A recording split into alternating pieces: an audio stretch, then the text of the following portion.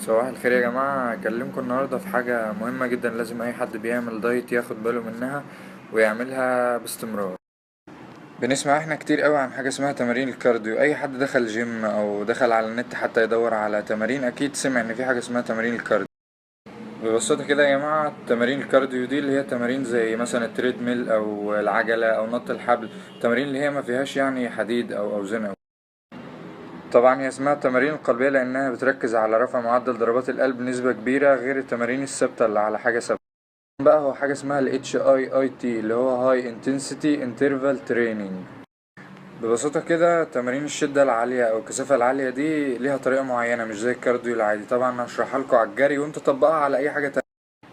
مثلا كمبتدئ ممكن تبدأ في الأول من 15 ل25 دقيقة يكون فيهم مثلا من 60 ل65 ثانية مشي عادي. بعد 60 أو 65 ثانية مشي عادي يكون في 30 ثانية سبرنت، بعدهم 65 برضو تاني مشي عادي، وهكذا.